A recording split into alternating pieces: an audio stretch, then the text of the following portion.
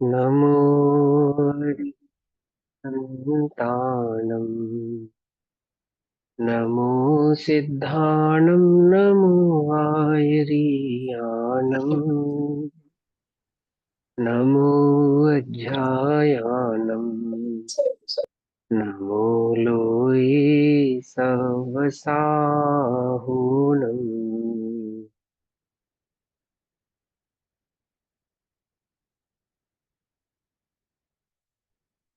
मोक्षमार्गस्य नेतारम् भेत्तारं कर्म भूभृताम् ज्ञातारां विश्वतत्त्वानां वन्दे तद्गुणलब्धये।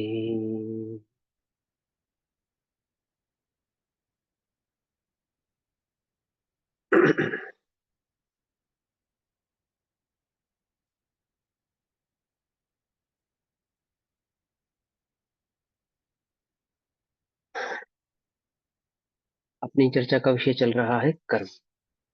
कर्म के संदर्भ में मोक्ष शास्त्र जी के माध्यम से पेज नंबर 420 है दीदी, शालिनी दीदी, पेज नंबर 420 निकाल के रखना आप, ठीक। हाँ जी भैया, तो निकाल मोक्ष लिया। मार्ग के यानी तत्वार सूत्र के माध्यम से कर्म के संदर्भ में हम पढ़ रहे हैं। घातीय कर्मों की चर्चा चल रही है। घातीय कर्मों में ज्ञानावरणीय कर्म, ज्ञान पर आवरण को अर्थात ज्ञान गुण को प्रकट नहीं होने देने का नाम ही घात है। और यह कर्म किस प्रकार से प्रकट होता है कि जब हम ज्ञान का दुरुपयोग करते हैं, दर्शन का दुरुपयोग करते हैं। ज्ञान और दर्शन के संदर्भ में कर्म बंध का जो कारण है वह एक ही है, ज्ञानावरणीय कर्म और दर्शनावरणीय कर्म। दर्शन के बिना ज्ञान नहीं, ज्ञान के बिना दर्शन नहीं। सदमस्त अवस्था में दर्शन पूर्वक ज्ञान होता है ऐसा कहा जाता है, और वीतराग केवल ज्ञान अवस्था में ज्ञान और दर्शन दोनों युगपद एक साथ होते हैं। अनंत के अनंत गुण युगपद ही परिणमित होते हैं।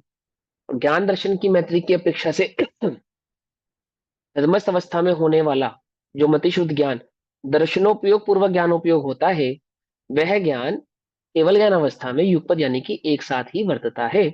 उस अपेक्षा से उस बात को यहाँ पे हाईलाइट इसलिए किया कि दोनों के कर्म के बंध का कारण भी एक ही है।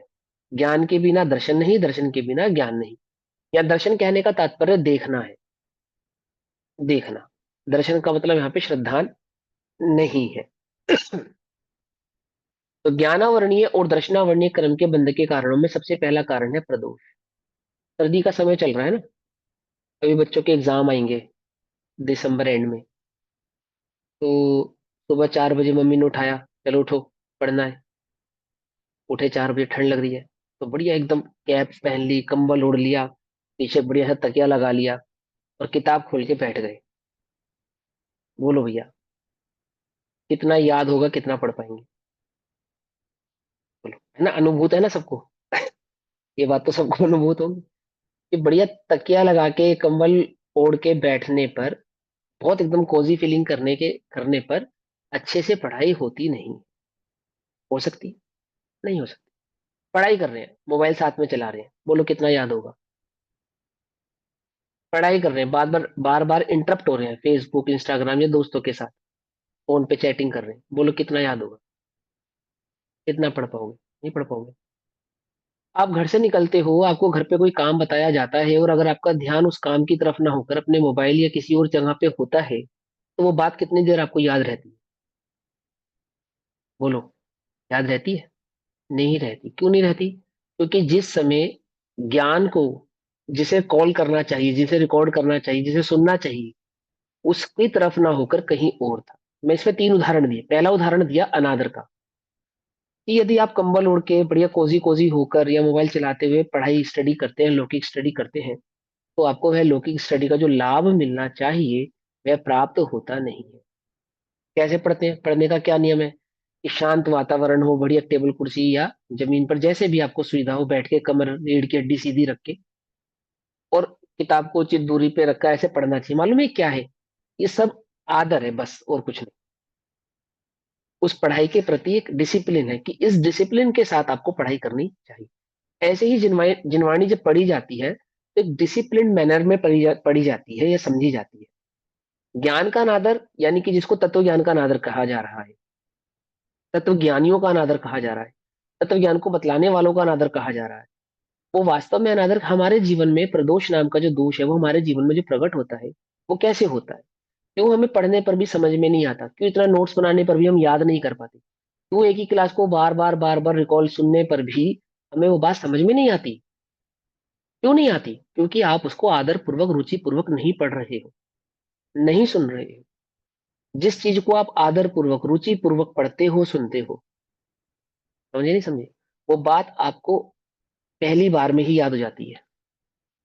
इस मामले में देखो, कोई हमें बुरा कहे, हमारी बुराई करे, उस मामले में हम सभी अकलंक हैं। अकलंक समझते हो? अकलंक थे ना, उनको क्या, उनके पास क्या क्वालिटी थी? एक बार में ही सुनते थे और याद हो जाता था। तो तारीफ और बुराई के मामले में तो हम सभी क्या है? अकलंक है। अब 20 साल पहले मेरे बारे में कोई बात कही होगी, मुझे आज भी याद है, अच्छी भी और बुरी भी। कुछ बात समझ आती है? और अन्य जो मेरे मेरे कल्याण का मार्ग है वो मैं रोज सुनता हूँ, रोज पढ़ता हूँ, रोज समझता हूँ, तो भी मेरी समझ में आता नहीं। वहां हम क्या बन जाते हैं? वहां तो बस कलंक कलंक रह जाता है। आ शिव गायब हो भूति जाता है। शिव भूति बन जाते हैं वहां। विभूति बन जाते हैं, बहुत बढ़िया। वहां हम शिभूति बन जाते हैं, कुछ भी समझ में नहीं आता, याद ही नहीं होता। बात समझ में ही नहीं आई? क्यों नहीं होता? आप प्रदोष नाम का एक दोष है, यानी कि तत्व ज्ञान के प्रति आप जो आदर भाव आपके चित्त में होना चाहिए। आप विद्वान देख के प्रवचन सुनेंगे तो आपको बात समझ में नहीं आएगी। अब इनकी कहानी ये तो ऐसे ही है। अरे वो जिनवाणी सुना रहे मेरे भाई, अपने घर की बात नहीं बतला रहे। समझे? विद्वानों के प्रति अनादर कैसा होता है मालूम? किसी भी, आजकल तो ये यूट्यूब का जमाना है ना, ये बड़ा खतरनाक है। क्या है, वो एक विद्वान ने प्रवचन अपलोड किया, उसके व्यूज ज्यादा है, आपके कम है, उसको देखकर ही अंदर में ईर्ष्या परिणाम हो रहा है, अरे इसके व्यूज ज्यादा है, इसके व्यूज ज्यादा। तो ये भाव नहीं है कि जिसके भी व्यूज ज्यादा है, जितने भी लोगों ने उसको सुना है उन्होंने तत्व ज्ञान को सुना है, वो तत्व ज्ञान से जुड़े हैं, तत्व ज्ञान के प्रेमी बने हैं। उसको क्या ईर्ष्या है? उसके अधिक सुनने वाले हैं। मेरी बात समझ में आती नहीं आती है? ये क्या है? प्रदोष, प्रकृष्ट दोष क्या है? परिभाषा पढ़ेंगी। शालिनी दीदी आप पढ़िए परिभाषा। प्रदोष मोक्ष का कारण अर्थात मोक्ष का उपाय तत्व ज्ञान है। उसका कथन मोक्ष करने का वाले उपाय तत्व पुरुष। ज्ञान है। मोक्ष हम्म। का उपाय तत्व ज्ञान है। मोक्ष का मतलब मालूम? सुख का उपाय तत्व ज्ञान है। सुख का, मोक्ष माने कोई जगह नहीं, मोक्ष माने सुख। सीधी सीधी बात, मोक्ष का ही अपर नाम, दूसरा नाम सुख है। हम मोक्ष नहीं चाहते, हम सुखी होना चाहते हैं। समझ में आती नहीं बात? मोक्ष माने सुख, मोक्ष माने स्वतंत्रता, मोक्ष माने निरपेक्ष भाव। हम सुखी होना चाहते हैं, निरपेक्ष होना चाहते हैं। पकड़ में बात? तो क्या कहते हैं, उस सुखी होने का जो उपाय है वो तत्व ज्ञान है। और उस तत्व ज्ञान को बतलाने वाले के प्रति क्या होता है? पढ़ो। उसका कथन करने वाले पुरुष की प्रशंसा ना करते हुए अंतरंग में जो दुष्ट परिणाम होना सो प्रदोष है। निर्दोष है। पंडित टोडरमल जी के पास जब कोई अपनी बात लेकर जाता है ना, तो पंडित टोडरमल जी क्या कहते हैं? इतना किया अथवा इतना कहा तो शाबाश। पहले उसकी प्रशंसा करते हैं। जहां वो है, जहां वो एग्जिस्ट करता है, स्टैंड करता है, उतनी बात को एक्सेप्ट करते हैं, उसकी प्रशंसा करते हैं, और फिर उसे आगे की बात बतलाते हैं। हम तो इतना भी स्वीकारने को तैयार नहीं। बोलो, किसी के जीवन में गुण है, हम गुण तो देखते ही नहीं। क्या देखते हैं? सिर्फ दोष ही दोष देखते हैं। मात्र दोष ही दोष देखना प्रदोष है। क्या? गुण नहीं देखना। गुणी जनों को देख हृदय में मेरे प्रेम बढ़ावे, ये तो है। दुर्जन क्रूर कुमार्ग रतों पर शोभ नहीं मुझको आवे, साम्य भाव रखूं मैं उन पर, ऐसी परिणति हो जावे। समझे? कल आपको होता है ना फंक्शनल मेडिसिन, जैनियों को तो विरासत में मिली है, आवश्यकता नहीं है। समझे? आपको पता है, ये बीपी, शुगर, कैंसर जैसे जो ये रोग है, इनका एक ही कारण है, बस एक ही कारण है, दूसरा कोई कारण नहीं है। आपके चित्त में व्याप्त जो ग्रद्धता है, आपके चित्त में व्याप्त जो द्वेष का परिणाम है, ईर्ष्या का परिणाम है, बस ये तीन चीजें, ग्रद्धता, द्वेष और ईर्ष्या, ये आपके जीवन में बड़े से बड़े रोगों को जन्म देती है। कर्म का उदय भी है, वो तो बात है ही, लेकिन पांच कारण होते हैं ना, बंध के जो पांच कारण होते हैं, उनमें प्रमाद नाम का भी एक कारण होता है, कषाय नाम का भी एक कारण होता है। उदय तो है ही, कर्म का उदय तो है ही, लेकिन वर्तमान में भी जो रोग का उदय हमें उत्पन्न हो रहा है वो भी भविष्य भूतकाल में किए गए किसी न किसी कर्म के बंध के कारण ही हो रहा है। ऐसे ही नहीं हो रहा, ऐसे ही नहीं हो रहा। हमने भूतकाल में ज्ञान की अनुमोदना नहीं की थी, इसलिए आज हमें ज्ञान मार्ग समझ में आता नहीं है। और आज भी हम यदि उस ज्ञान की अनुमोदना नहीं करेंगे तत्व ज्ञान की, तो क्या होगा?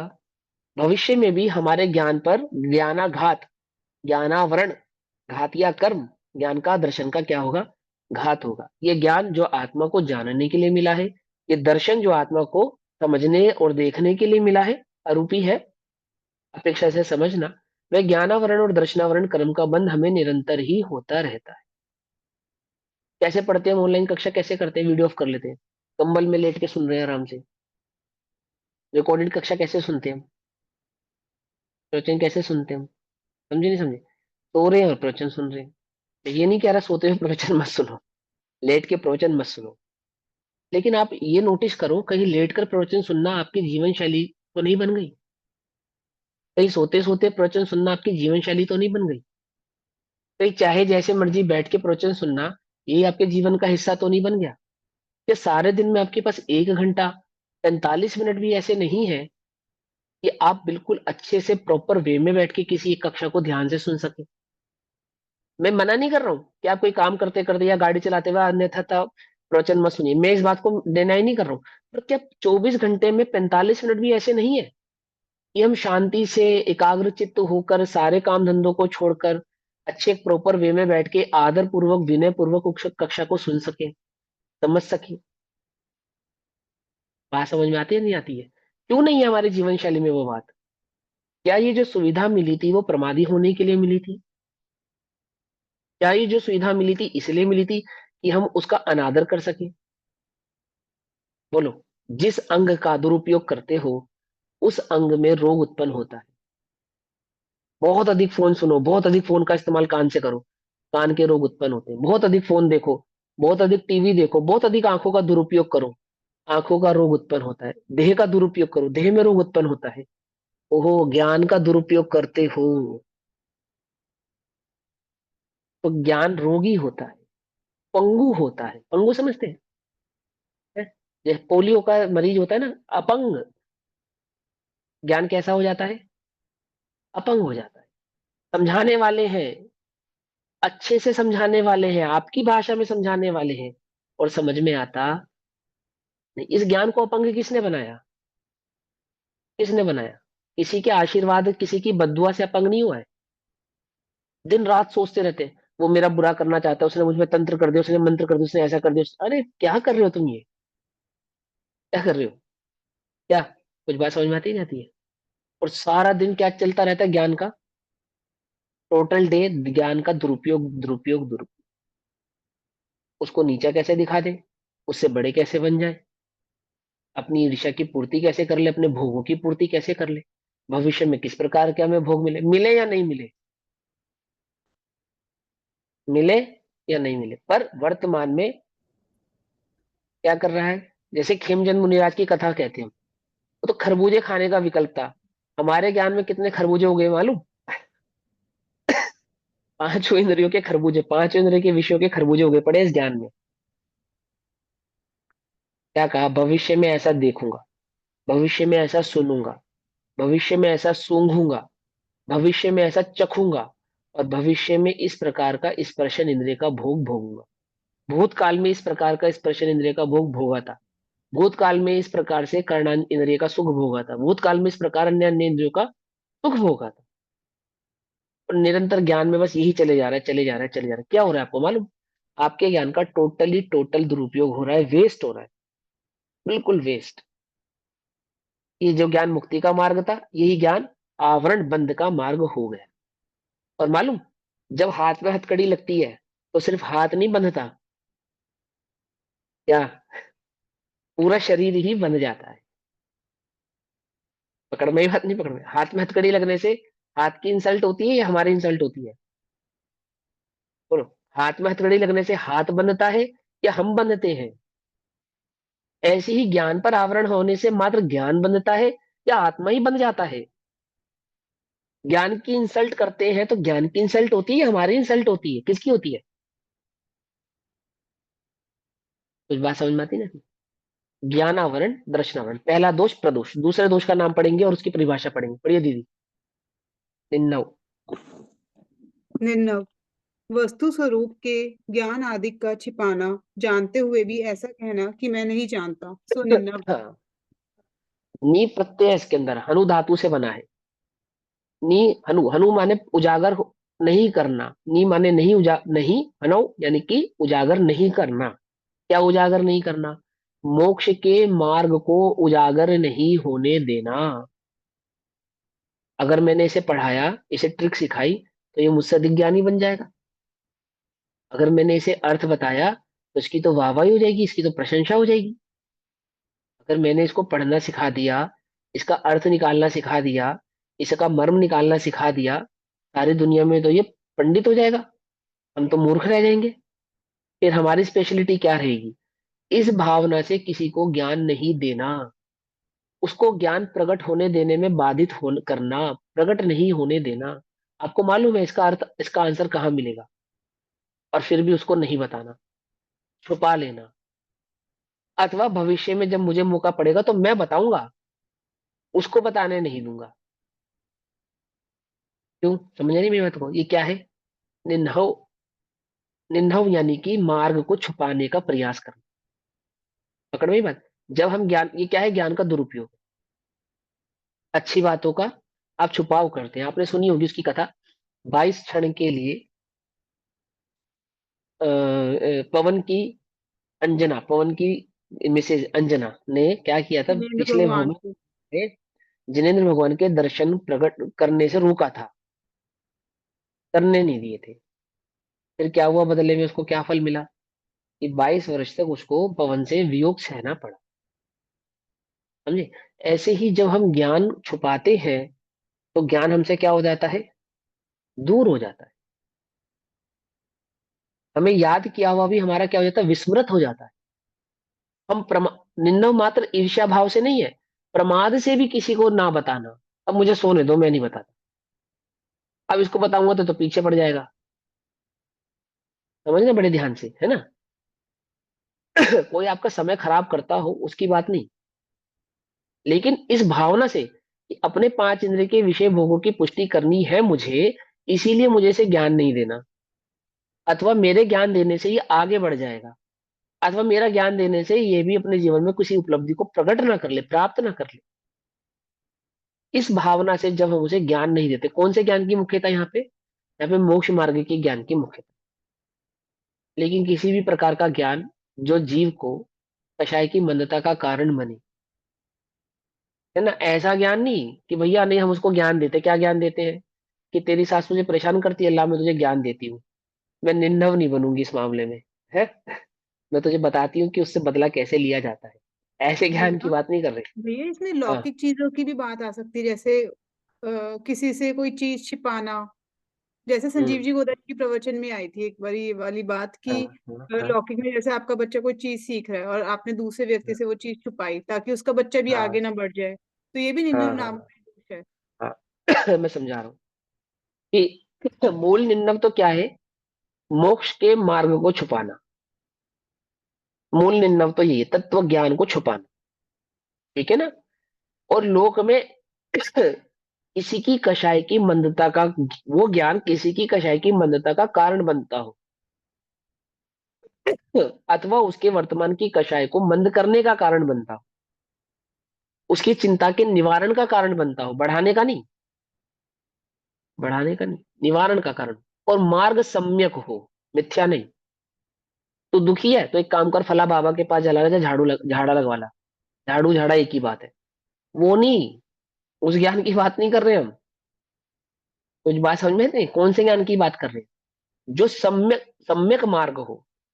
इस प्रकार का सम्यक मार्ग हो, न्याय का मार्ग हो, नीति का मार्ग हो, धर्म का मार्ग हो। 3 बातें समझ में आई?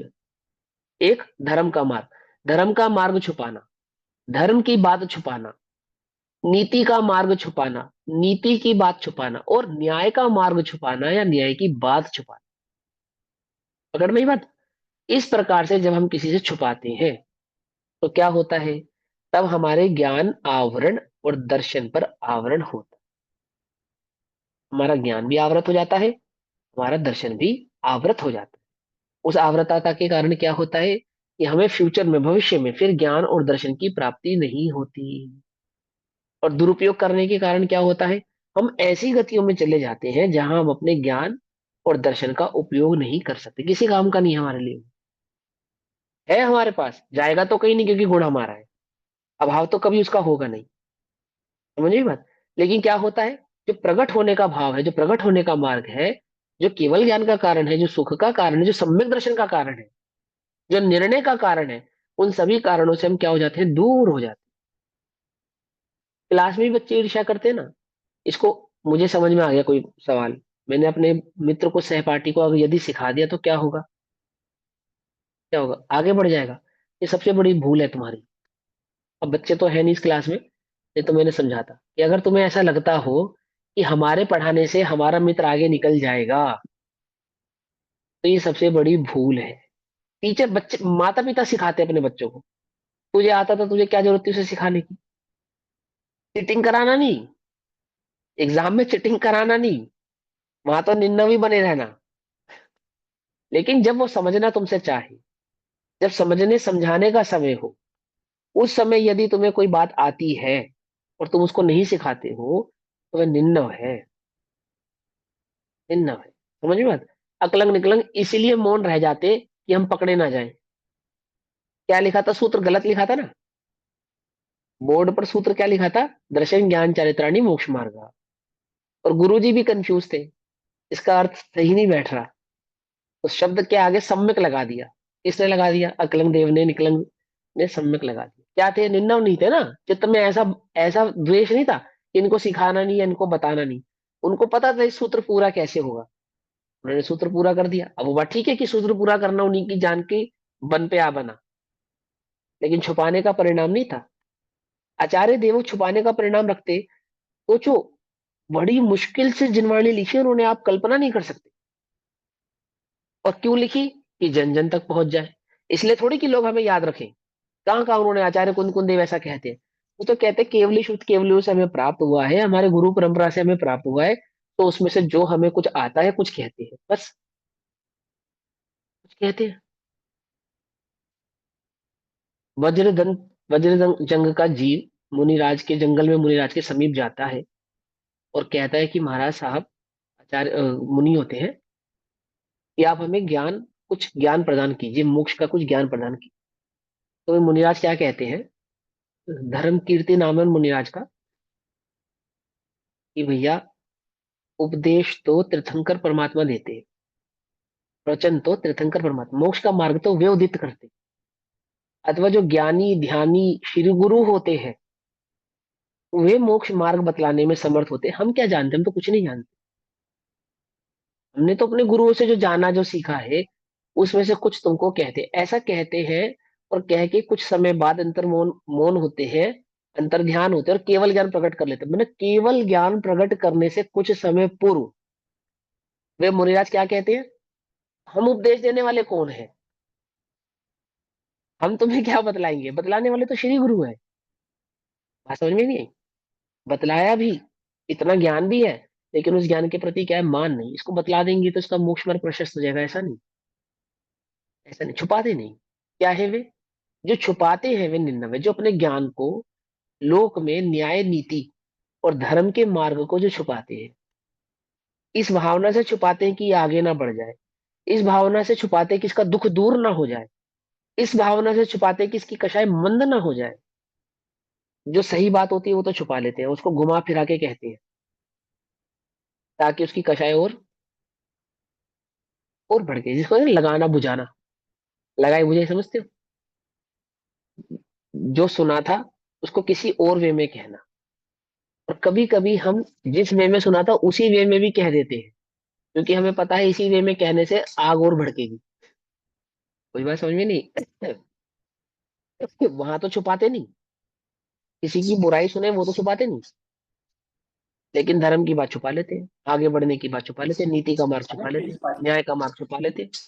तो जब न्याय नीति धर्म के मार्ग को हम छुपाते हैं, छुपाने का परिणाम रखते हैं, कषाय भाव से रखते हैं, ईर्ष्या परिणामों से रखते हैं, अथवा इस भाव से रखते हैं कि ये आगे ना बढ़ जाए, तब हमें निन्नव नाम का दूसरा दोष प्रकट होता है। और ये दोष क्या करता है? हमारे ज्ञान का घात करता है। घात करता है अर्थात हमारे ही ज्ञान को प्रकट होने से रोकता है। ज्ञान आवरण, ज्ञान पर आवरण और दर्शन पे आवरण होता है। हमारा ज्ञान क्या होता है? इससे घटता है, घटता है। आपको मालूम, गुरुदेव की 92 साल की, 90 साल की उम्र में भी याददाश्त इतनी तेज थी, आप कल्पना नहीं कर सकते, कल्पना नहीं कर सकते। 90 वर्ष की उम्र में मैंने प्रवचन सुना अंतिम, याददाश्त इतनी तेज कि वो आचार्यों ने उस ग्रंथ में, इस गाथा में ऐसा भाव कहा है। 90 वर्ष की उम्र में। अपन तो 60 वर्ष की, 70 वर्ष की उम्र में भी भूल जाते हैं। गुरुदेव 90 वर्ष की उम्र में भी तीव्र याददाश्त, एकदम। मात्र याददाश्त तेज नहीं थी, आप उनका अंतिम 90 वर्ष का चित्र देखना, उनका चेहरा देखना, कितना सुंदर, कितना सौम्य, लगता ही नहीं चेहरा देखे कि 90 वर्ष का व्यक्ति है।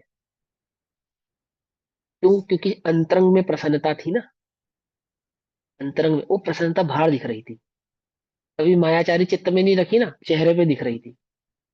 और वो ज्ञान का जो उघाड़ था 90 वर्ष की उम्र में भी, क्योंकि कभी छुपाने का भाव नहीं रहा। तो गुरुदेव की बात नहीं है, सिर्फ गुरुदेव की बात नहीं है। जगत में जो भी जीव अपने ज्ञान का क्या नहीं करते? दुरुपयोग नहीं करते। दुरुपयोग है, दूसरे नंबर का दुरुपयोग, निन्नव दुरुपयोग। कि मोक्ष के मार्ग की बात को छुपा लेना, धर्म के मार्ग की बात को छुपा लेना क्या करता है? हमारे ज्ञान और दर्शन को आवृत करता है। बोलो कितना मुश्किल काम है कुछ? ज्ञान पर से आवरण हटाना, दर्शन पर से आवरण हटाना कितना मुश्किल है? बोलो, कुछ भी मुश्किल नहीं है। लेकिन हम निरंतर अपने ज्ञान और दर्शन को क्या कर रहे हैं? आवृत कर रहे हैं, ढक रहे हैं। जिसके कारण जो ज्ञान संसार में भी आगे बढ़ने का कारण है, मोक्ष मार्ग में भी आगे बढ़ने का कारण, उन्नति का कारण है, वह ज्ञान हमारा प्रकट होता नहीं है। तीसरा कारण पढ़ेंगे। पूनम दीदी भैया कुछ ये पूछना है? हैंड रेस करते हैं, ये हाँ आपने जी देखा भैया। होगा ना, बोल होगा मैंने सबको। देखा नहीं, कौन पूछ रहा है? मीतू जी पूछ रहे हैं, हाँ, हाँ बोलिए। जी, हाँ भैया, मेरे को ये हाँ पूछना हाँ। है कि जैसे ठीक है कि मतलब कोई इंसान है जो मतलब भाई ज्ञान का तो सब कुछ बता रहा है उन्हें कि मोक्ष मार्ग का कैसे आगे बढ़ा जाए या कैसे वो सब कुछ कर रहा है, लेकिन जैसे जनरली देखा जाता है कि लोक में वो इसका उल्टा कर रहा है, तो उसको निम्न दोष लगेगा या नहीं लगेगा? मैंने अभी बताया ना, लोक में भी जो न्याय और नीति का मार्ग है, यदि वो छुपाएंगे आप तो निन्नव ही है। लोक में बस न्याय नीति, दो बातें ध्यान रखना। अब उसको सट्टे का नंबर बता दिया, ये नहीं, ऐसा नहीं। अथवा उसको कुमार्ग का मार्ग बता दिया, मैंने कहा ना, उसको ये नहीं कि फला जगह जाके झाड़ू झाड़ा लगवाने से जरा रोग दूर हो जाएगा, ये ज्ञान की बात नहीं कर रहे हैं। जो न्याय और नीति का मार्ग है, जो सही मार्ग है, उसको छुपाना। अब हम कई बार सोच लेते हैं ना, कोई आपसे कहता है यार तूने उसको रोका क्यों नहीं, हमें क्या लेना, कूदता है कुएं में, कूदने में। तुम्हें पता है वो कुएं में कूदने जा रहा है, पता है ना तुम्हें, फिर भी तुमने रोका नहीं। देखो क्या है, मैं अपनी पर्सनल बात बताता हूँ। मेरे समाज में भी अगर कोई बात गलत होती है, मुझे पता लगती है, और मुझे ये बात 101% पता है कि मेरे कहने से ये काम रुकेगा नहीं, मुझे पता है, ये बात कंफर्म हूं मैं इस बात के लिए, तो भी मैं एक बार तो वो बात कहता ही कहता हूँ। सामाजिक रूप से छुपे गिले छुपे नहीं। जब समाज की मीटिंग होती है और वहां पे वो बात रखी जाती है, मुझे पता है मेरा ही विरोध होना है, लेकिन मैं एक बार उसका जो जो खराब बात है, उसमें जो नीति नहीं है, अन्याय है, वो मैं स्पष्ट रूप से कह देता हूँ। आपने मानना है ठीक है, नहीं मानना है मेरी नहीं चलेगी, वो तो उदय की बात है। कार्य तो वो ना, केवली के ज्ञान में जो झलका वो होगा, जिस समय जिस पर्याय को जिस प्रकार से होना है वैसे ही होगी। लेकिन हम निन्नव नहीं बनते ये सोचकर कि लोग मेरे बारे में क्या सोचेंगे। लोग कहेंगे ज्यादा ज्ञानी बनता है, लोग हो गए ना नीची, पता है इसकी कोई मानेगा नहीं, फिर भी कहता है। क्या कुछ बात समझ में आई नहीं? ये तो सोनगढ़िया है। ऐसे सोच के हम चुप चुप रह जाए, ये अच्छी बात नहीं है, ये अच्छी बात नहीं है। अगर आपको सही बात पता है, सही मार्ग आपको मालूम है, तो कभी झुको मत, डरो मत, और उसको छुपाओ मत, उसको छुपाओ मत, उसको भैया प्रकट करो। हाँ एक प्रश्न और है इसमें छोटा सा। कोई अगर हाँ मंदिर हाँ, जी में बोलो ना। प्रतिमा जी जो होती है प्रक्षाल करने के बाद, जब हम उसे एक उसका वो करते हैं, है ना, कपड़े से लेकर उसे परिमार्जन, पूरा, हाँ परिमार्जन है करते ना, हैं। परिमार्जन करते हैं, तो क्या हमें ऐसे रगड़ रगड़ के भी करते हैं? अगर कोई ऐसे रगड़ अपरिमार्जन, रगड़ के कर रहा है, मुंह को रगड़ रहा है बहुत तेज तेज और बॉडी को रगड़ रहा है, तो ये भी अगर हमने उसे टोका नहीं तो ये भी निंदा नाम का दोष है, नहीं तो वो ठीक है, वो कोई ऐसा उसमें निंदा की बात नहीं है। क्योंकि वो कोई बहुत कर रहा गंदी है, तरीके से रगड़ते देखो हैं हमारे मंदिर में तो। दीदी, वो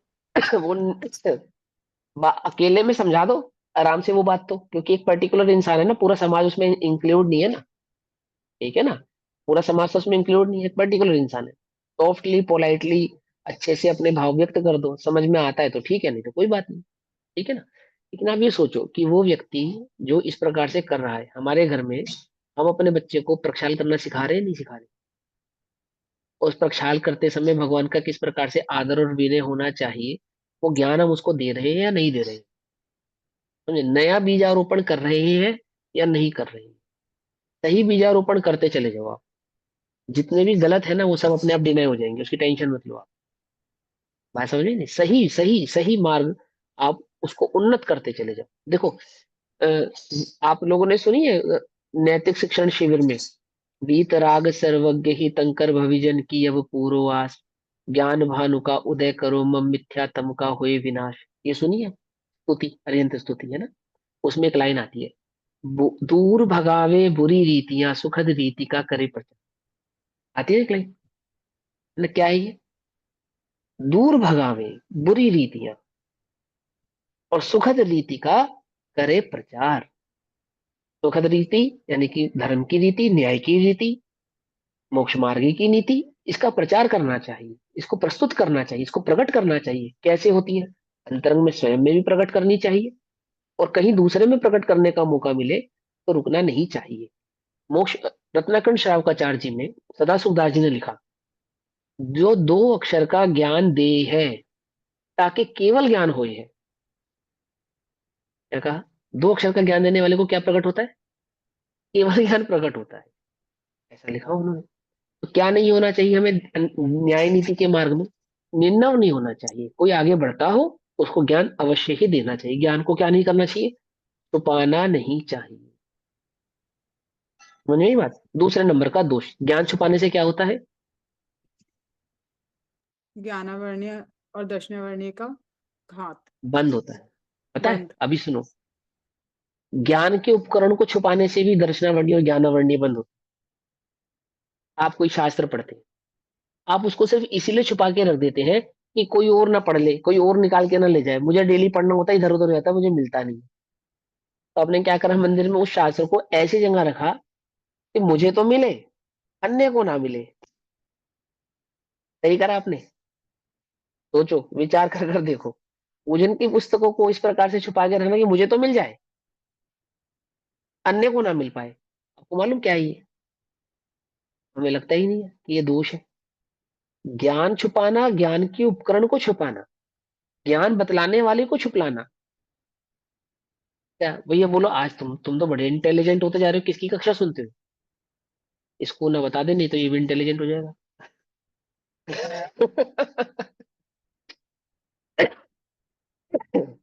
मुझे इसको ना बता दे, ये कहाँ ट्यूशन पढ़ रहे हो? क्या कर रहे हो? हम अपने ज्ञान और दर्शन का घात कर रहे हो। एक केवली मोक्ष का मार्ग सिर्फ इसलिए नहीं बता रहे कि अन्य केवली ना हो जाए। बोलो, सोचो, कल्पना करो, एक केवली भगवान अन्य को ज्ञान इसलिए नहीं दे रहे कि कहीं वो केवली ना हो जाए। बोलो, वो आप कल, जगत का प्रत्येक जीव केवली हो जाए, ये भावना है उनके चित्त में, है ना। हमारे गुरु, हमारे भगवान कैसे हैं कि वे चाहते हैं जो मेरी शरण में आए वो मेरा शिष्य नहीं बने, वो स्वयं भगवान बन जाए। और कहाँ मिलेंगे ऐसे गुरु? कहाँ मिलेंगे ऐसे परम गुरु? कहाँ मिलेंगे ऐसे भगवान? श्री कृष्ण की शरण में जाने वालों को श्री कृष्ण क्या कहते हैं? मेरी शरणागति रहो, मैं तुम्हारी रक्षा करूंगा। उल्टा नहीं पकड़ना। हम अपने अरिहंत भगवान की शरण में आते हुए कहते हैं, मेरी शरणागति मत रहो, मैं कोई तुम्हारी रक्षा नहीं करूंगा। अपनी शरण में जाओ, तुम स्वयं अरिहंत बन जाओ, तुम्हें किसी की रक्षा की जरूरत ही ना पड़े। क्या कहा? समझे? वो ऐसा बनाते हैं। हम क्या कर रहे हैं? हम किसी को ज्ञान क्यों नहीं दे रहे? कहीं ये ज्ञानी ना बन जाए। तुम दूसरे को ज्ञानी बनने से रोकना चाहते हो, तुम स्वयं कभी ज्ञानी बन सकते नहीं। तुम ज्ञान के उपकरणों को छुपाते हो, तुम कभी ज्ञानी बन सकते नहीं। आपको मालूम, ज्ञान दान का जब आप प्रसंग पढ़ेंगे तो वहां पे ज्ञान देना भी ज्ञान दान है, ज्ञान के उपकरण को देना भी ज्ञान दान है, ज्ञान की अनुमोदना करना भी ज्ञान दान है, ज्ञानियों की अनुमोदना करना भी ज्ञान दान है। तरत कारित अनुमोदना तीनों ही दान है। और सिर्फ ज्ञान की नहीं, ज्ञान के उपकरणों की भी, ज्ञान के संसाधनों की भी, ज्ञान के साधनों की भी जब हम क्या करते हैं, अनुमोदना करते हैं, क्या होता है, वह ज्ञान दान कहलाता है। और ज्ञान दान होने से क्या होता है कि स्वयं केवल ज्ञान प्रकट करने की योग्यता जीव को प्रकट होती है। दान मतलब कि ज्ञान का निन्नव बनाना, यानी कि उसको छुपाना नहीं, और ज्ञान का दुरुपयोग करना नहीं। दो बातें समझ में आई। अब तीसरे नंबर का पॉइंट पढ़ेंगे, भैया एक अंतराय। एक क्वेश्चन अंतराय है ना, मात्सर्य। मात्सर्य। अच्छा मात्सर्य पढ़ो, हाँ पढ़ो मात्सर्य।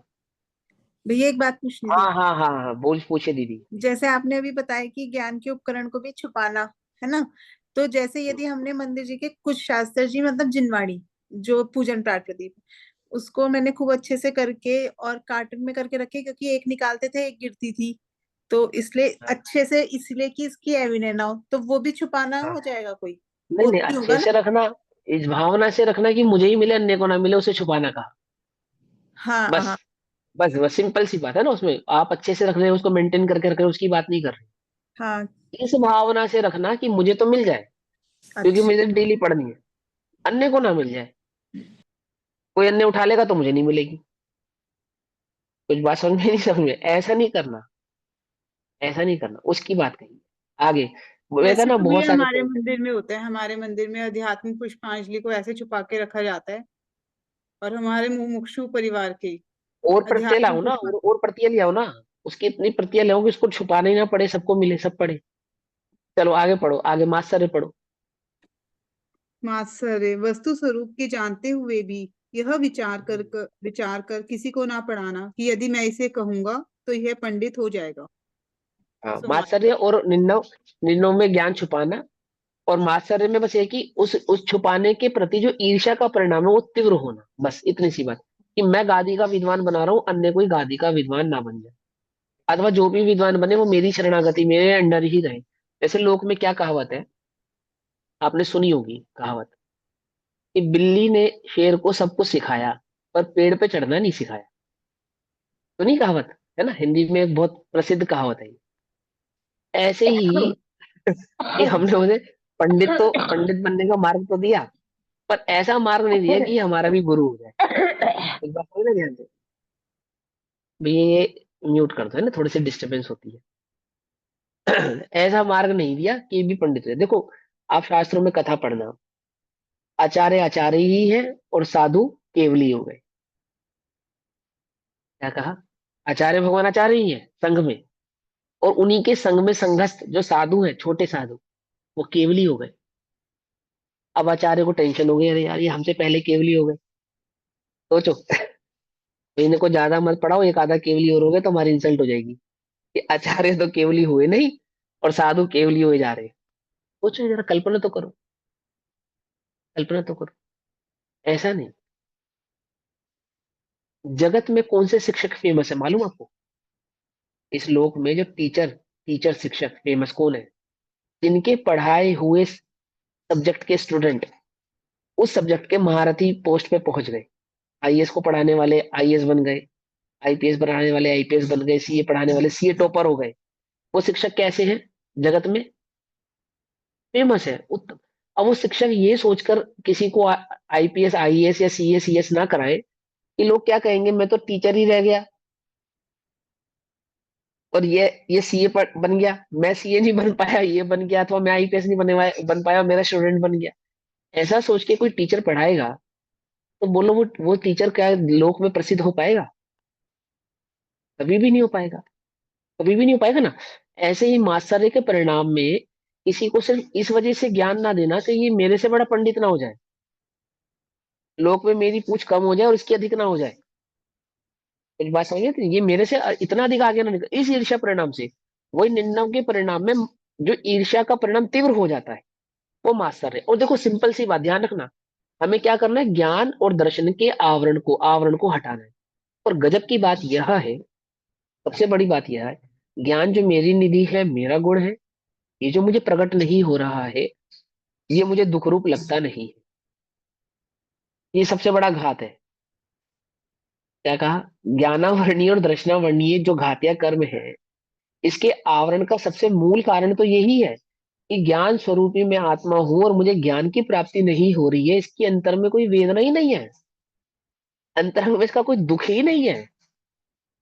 हमें लगता ही नहीं है कि ज्ञान घटने पर मेरा कुछ घट रहा है, अथवा ज्ञान नहीं प्रकट होने पर मेरा कुछ अंतर में मेरा कुछ प्रकट नहीं हुआ है। लक्ष्मी घटी अधिकार भी, पर लक्ष्मी लक्ष्मी बड़ी बड़ी हार भी, पर बढ़ गया क्या बोलिए। मैं कह रहा हूं घटी तो क्या घट गया ये तो बोलिए, पर ज्ञान घटा तो कितना घाटा हुआ ये अपने को लगता ही नहीं, अपने को महसूस ही नहीं होता। और फिर ज्ञान बढ़ने के भी, कौन से ज्ञान बढ़ने पर हम अपने को महान मानते हैं? मात्र क्षयोपम ज्ञान बढ़ने के, और क्षयोपम भी अच्छा वाला नहीं, घटिया क्षयोपम। घटिया क्षयोपम समझते हो? जो लोक की शिक्षा, लोक की नीतियों का ज्ञान अगर हमें हो जाए, जिसमें लोक में उन्नति, शेयर बाजार में मैं मोस्ट इंटेलिजेंट हूँ, आपका पैसा 3 दिन में डबल करा दूंगा, उस ज्ञान को तो हम बहुत बढ़िया ज्ञान मानते हैं। क्या समझे नहीं समझे? पैसा डबल कराना है, ट्रिपल कराना, 4 गुना कराने वाले ज्ञान को तो हम बहुत बढ़िया मानते हैं। सीए पढ़ा, सीएस पढ़ा, आपके एक टैक्स को कैसे बचाया जाए मेरे पास उसका ज्ञान, सरकार से कैसे चोरी की जाए उसके पास उसका ज्ञान है मेरे पास, सरकार को चूना कैसे लगाया जाए इसका मेरे पास क्या है, क्या है मेरे पास? ज्ञान है। मार्केटिंग क्या है, मार्केटिंग पॉलिसी क्या है मालूम? पैकेट दिखना चाहिए बड़ा और सामान होना चाहिए थोड़ा। क्या समझ में नहीं समझ? सामान दिखना चाहिए सुंदर, गुणवत्ता होनी चाहिए उसके अंदर कम। इस बात समझे? ये क्या है? Marketing policy. अपने ज्ञान का कहाँ उपयोग लगा रहा है? कुछ बात समझे? दुरुपयोग कर रहा है, दुरुपयोग। उसको तो हम इंटेलिजेंस ही मानते हैं। जो ज्ञान कैश कर सके उसको तो इंटेलिजेंट मानते हैं, और जो ज्ञान सम्य ज्ञान प्रकट कर सके, कर्म निर्जरा कर सके, आत्मानुभव प्रकट कर सके, मिथ्यात्व को दूर कर सके, उसको तो हम भला मानते ही नहीं। आपका बच्चा पढ़ाई में थोड़ा कमजोर हो, कितना बुरा लगता है। और धर्म का ज्ञान ना हो तो क्या लगता है? लगता है बुरा? लगता ही नहीं हमें कि नहीं है उसको ज्ञान। उसके इस विषयक सूक्ष्म ज्ञान की कमी को तो हम कमी ही नहीं मानते।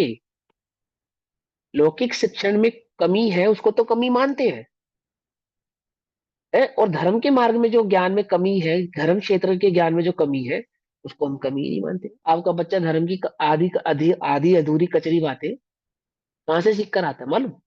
आप तो देते नहीं, क्योंकि आपको तो बुरा लगता ही नहीं। 99 आपको मालूम है, सही बात आप नहीं बता रहे हो, 99 है। आप इसलिए नहीं बता रहे हो कि इसको ज्यादा पढ़ा लिखा के पंडित थोड़ी बनाना है। देखो, मात्सर्य क्या है? मात्सर्य, इसको पंडित थोड़ी बनाना है। नहीं बनाना, पंडित नहीं बनाना। बोलो, पंडित बनाना है नहीं बनाना? पंडित माने कौन सा? ये लोक में जो पंडित के नाम से प्रसिद्ध है उसको पंडित नहीं कहते। तारण तरण समाज में अरिहंत भगवान की जो पूजा होती है, वो मालूम किस नाम से होती है? पंडित पूजा।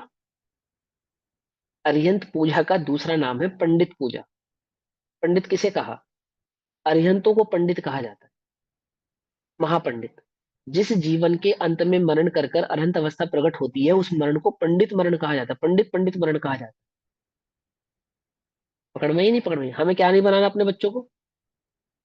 पंडित नहीं बनाना। पंडित ही नहीं पता तुम्हें किसे कहते हैं? समझे नहीं समझे? क्या करते हैं हम अब? इसको प्रकट करके क्या करेगा? गजब है।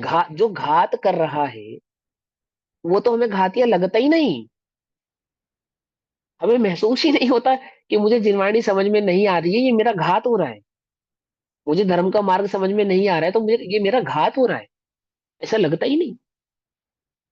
समझ में? इतनी समझ में क्या है ये ज्ञान पर आवरण और दर्शन पे आवरण का कारण है, आपके मूल बंध का कारण है, आत्मा के घात का कारण है, अपने ही घात का कारण है।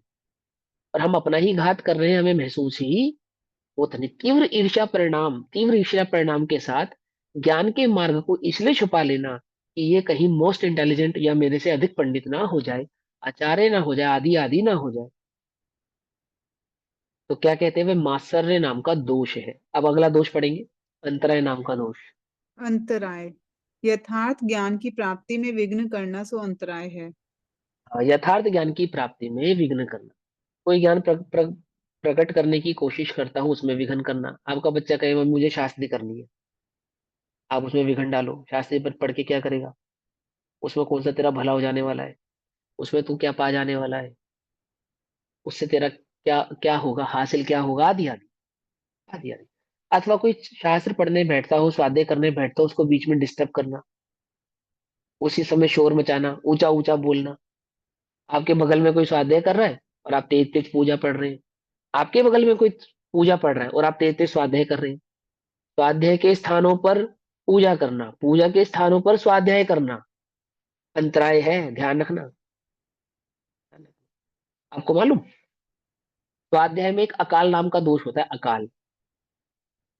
अकाल स्वाध्याय कहते हैं उसको। जानते क्या होता है ये अकाल? मालूम?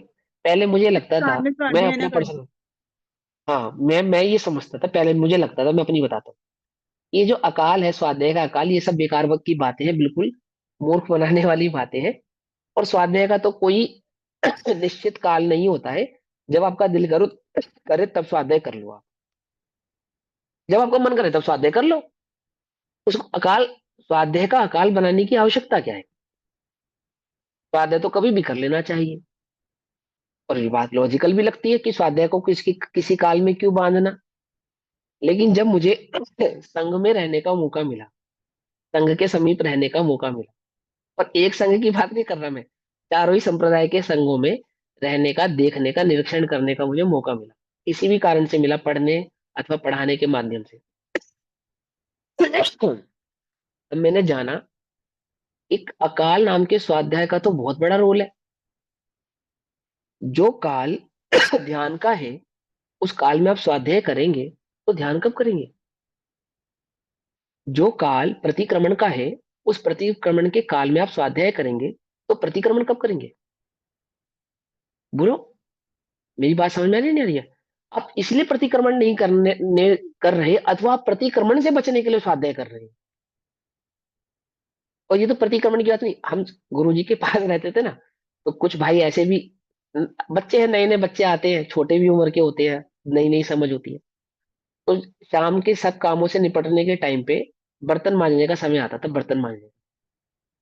ठीक। तो कुछ भाई इसीलिए स्वाध्याय करने बैठ जाते थे कि बर्तन ना मांजने पड़े। क्या? समझ में बात नहीं? समझ में? अकाल है, अकाल। उस काल को मैं कहता था ये अकाल है।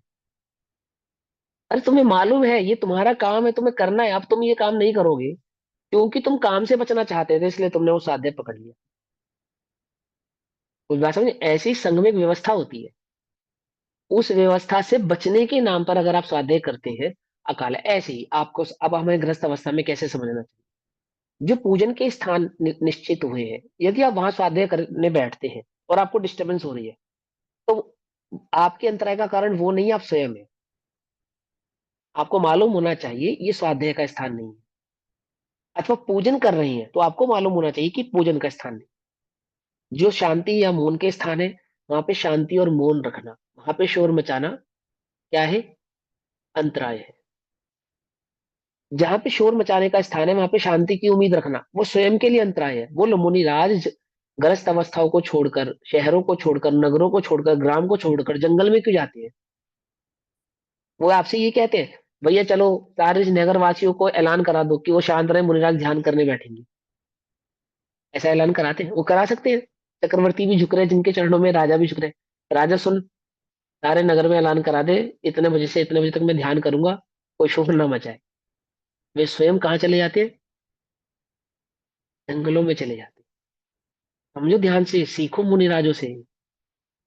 हम ऐसे समय पे जानबूझ के स्वाध्याय करने बैठे, हमें मालूम है हमारे घर में किस समय कौन सा काम होता है, हमारे किस काम की जिम्मेदारी। अपनी जिम्मेदारियों से अगर आप भाग कर इसका सहारा लेते हो, स्वाध्याय का सहारा लेते हो, और फिर उस स्वाध्याय के बीच में विघन आता है, तो उस विघन का कारण आप स्वयं हैं। आपको एक घटना बताता हूँ। वर्णी जी की घटना है या किसकी घटना है? हुक्का किनकी पत्नी पीती थी, याद है आपको? आंटी सरोज आंटी को याद होगा। गोपाल दास जी बरैया। गोपाल दास वरैया जी की, हाँ, गोपाल दास वरैया जी की जो मिसेज वाइफ थी वो हुक्का पीती थी। पुराने जमाने में ऐसी बेमेल शादियां होती थी, पूछते पाछते नहीं थे, बस हो जाती थी, बचपन में हो जाती थी। उनको कहीं से हुक्का पीने की आदत लग गई। अब लग गई तो लग गई। पंडित जी प्रवचनकार धार्मिक व्यक्ति, और बीवी पिए हुक्का। तो हुक्के का जो पानी, हुक्का जो बनाकर जाना पड़ता था, वो पंडित जी की ड्यूटी थी। अगर पंडित जी हुक्का की पूरा करके नहीं जाते तो घर में कलह होता था, कलेश होता था। तो एक दिन पंडित जी क्या हुआ, हुक्का भरना भूल गए और स्वाध्याय कराने चले गए। ध्यान, सीखना सभी सबको सीखने वाली बात है। तो वो पत्नी गुस्से में वहीं पहुंच गई जहां स्वाध्याय हो रहा था, और वहां धूमधाम शुरू हो गई। पंडित जी तो घबरा गए। तो पंडित जी भागे, वहां से भागे। क्या करने भागे? स्वाध्याय, स्वाध्याय छोड़कर भागे हुक्का भरने। पहले तो नीचे घुस गए थे टेबल के, वो तो सब मुझे नहीं पढ़ाना, हुक्का भरने भागे सीधी बात। तो सब लोगों ने उससे कहा, पंडित जी से कहा कि पंडित जी आपकी पत्नी हुक्का पीती है, आप सबको इतना ज्ञान देते हो, कुछ सिखाओ इसको, आदि आदि जो भी हो। तो पंडित जी का, देखो भाई, ये मेरी, ये मुझे, मेरे को इस संसार के जो है ना, ये राग भाव, इससे तुड़ाने का ये मेरे लिए सबसे बढ़िया वैराग्य का कारण है। वैराग्य दायिनी है ये, मेरी वैराग्य दायिनी। इसको देख देख कर मुझे बड़ा संसार से वैराग आता है कि अरे भैया जान छुटाई संसार से क्या। नित्य वैराग्यदायिनी बोलते थे, हाँ, नित्य वैराग्य वैराग्य। दायिनी है ये, नित्य वैराग्य दायिनी। ये ज्यादा अच्छे से मेरे से प्रेम से रहती, बढ़िया मेरे साथ रहती तो नहीं। लेकिन मैं आपको एक चीज समझाना चाहता हूँ, देखो, स्वाध्याय में विघन ना पड़े, इसके लिए वो क्या करते थे, विघन जो करता थी ना, उसको विघन हर्ता बना लिया उन्होंने। जैसे क्या कहते हैं, हिंदुओं में क्या प्रचलन है कि सबसे पहले गणेश जी को मना लो। अगर गणेश जी को नहीं मनाओगे तो क्या होगा, विघन करेंगे वो। उसको विघन हर्ता कहते हैं। एक्चुअल में तो वो विघन करता थे, बाद में वो विघन हर्ता हो गए। ऐसे ही आप अगर कहीं पे किसी भी अवस्था में है, उस अवस्था में पहले आप ये समझ ले, पहले निश्चित कर ले, निर्णय कर ले। क्या निश्चित और निर्णय कर ले कि ये जो काल, जिस काल में मैं स्वाध्याय करने बैठा हूं, मेरे ही कारण से किसी प्रकार का अंतराय उत्पन्न नहीं होना चाहिए। अन्य को अंतराय बनाना तो बहुत सहज है, बहुत सरल है। हम स्वयं ही अपने अंतराय का कारण स्वयं ही बनाते हैं, स्वयं ही बनते हैं। समझ में ही बात नहीं समझ में? और क्या क्या अंतराय के कारण है? टीवी चल रहा है, स्वाध्याय करने बैठ गए, आप स्वयं अंतराय कर रहे हैं। आप स्वयं अपने ज्ञान और दर्शन का आवरण घटा रहे हैं, और वो अपने ज्ञान और दर्शन को आवृत कर रहे हैं। आप स्वाध्याय कर रहे हैं, टीवी सुन, मोबाइल चला रहे हैं। आप क्या कर रहे हैं?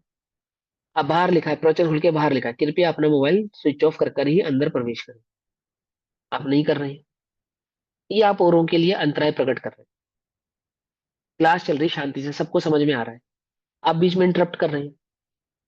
क्या कर रहे हैं आप? अंतराय कर रहे हैं। समझ में आती, समझ में अंतराय ऐसे। तो इस प्रकार से जब हम अंतराय करते हैं, किसी से पुस्तक छुपाना भी अंतराय है।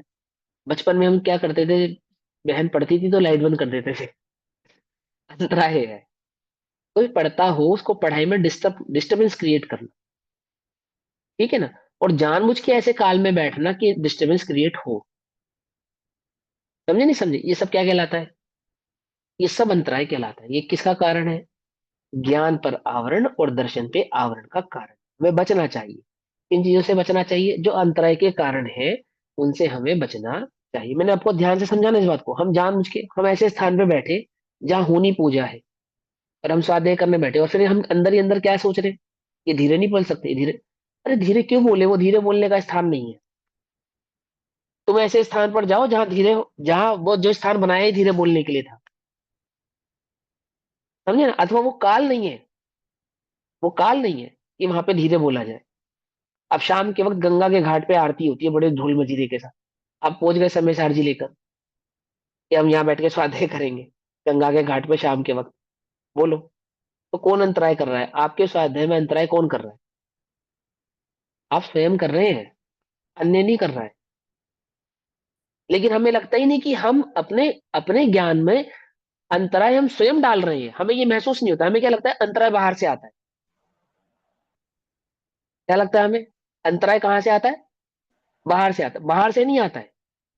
अंतराय आप चूज करते हैं, ये आपकी चॉइस है। मुनिराज, गृहस्थों को, नगर को, ग्राम को छोड़कर जंगल में जाते हैं, उनकी चॉइस है। उनको मालूम है ये ध्यान का स्थान नहीं है, उनको मालूम है ये कायोत्सर्ग का स्थान नहीं है। करते तप शैल शिखर तट पर तरुतल वर्षा की झड़ियों में, है, शिखरों की चोटियों पे चले जाते हैं। क्या जरूरत है इतनी ऊपर जाने की? क्या जरूरत है? ये हम तुमको नहीं रोक रहे शोर मचाने से, हम ही चले जाते हैं ऐसे स्थान पर जहां शांति हो। समझ में बात नहीं समझ में आई? तुम हमें परेशान करने हमारे पास तक ही ना पहुंच पाओ ऐसी जगह चले जाते हैं। बात समझ में आती है नहीं आती है? समझ में आती है?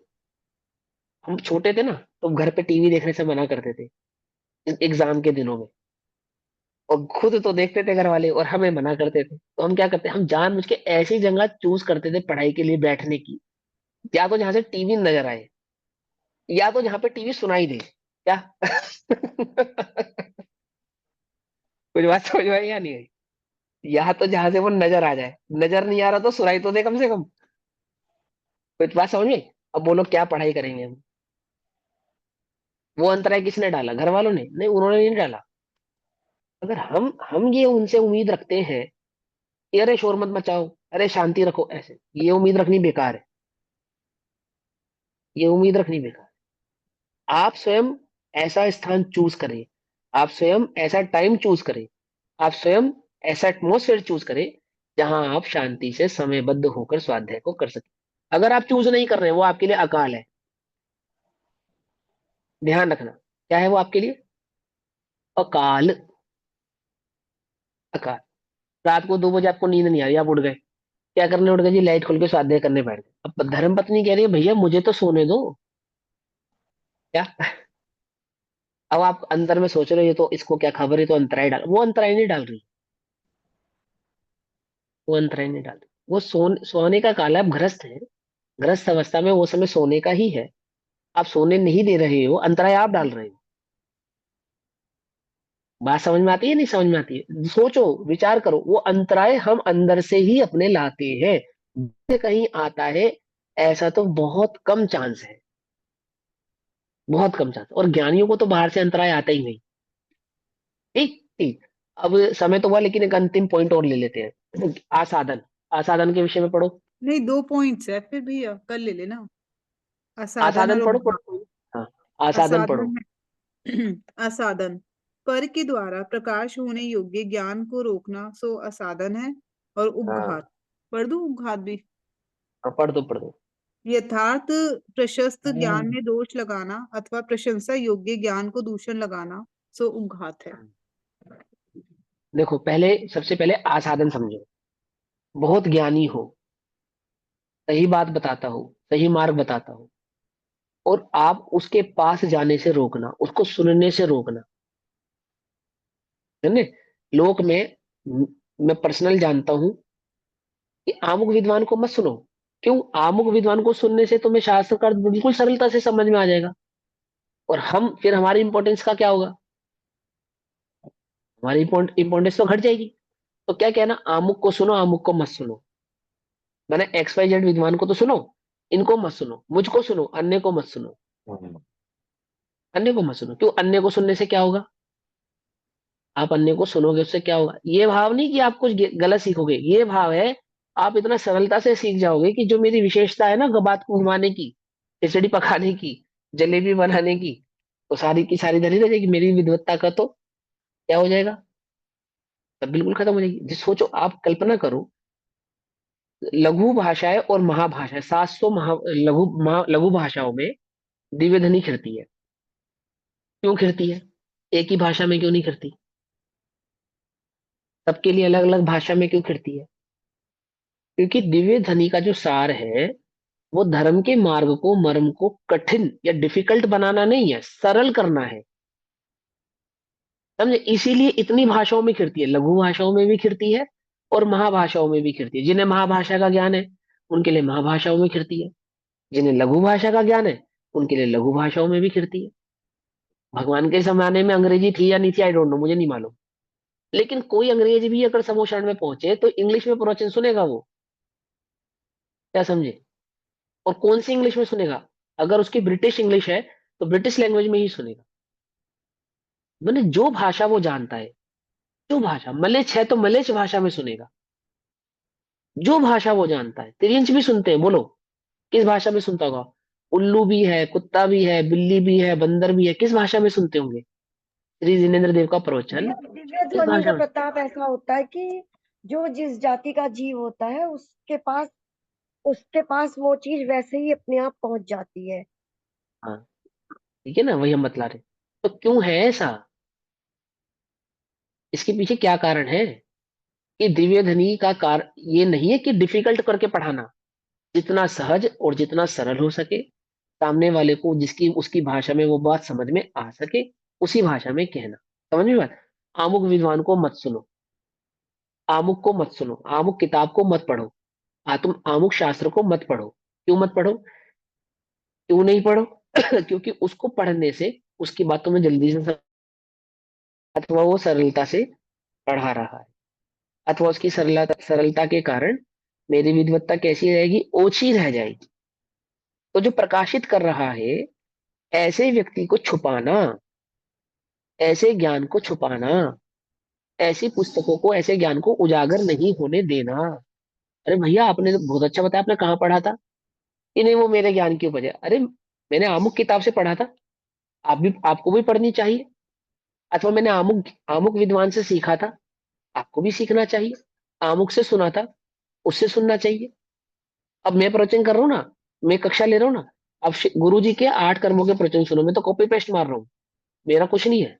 आपको सुन क्या रहे लग हैं। रहा है भैया का इंटेलिजेंस है? भैया तो जीरो है। भैया तो कॉपी पेस्ट कर रहे हैं, गुरु जी से जो सीखा था वही आपको सुना रहे हैं। सीधी सीधी बात है ना? लेकिन हम छुपाएं, ये तो मेरे ज्ञान की उपज है, ये तो मैंने बनाया है, ये तो मैंने बताया। ये क्या है? आसादन नाम का दोष है। जब हम ऐसा करते हैं तो क्या होता है? कहाँ क्या होता है? ज्ञान और आपके दर्शन का ज्ञान और दर्शन पर आवरण होता है, घात। बस इतनी सी बात समझो।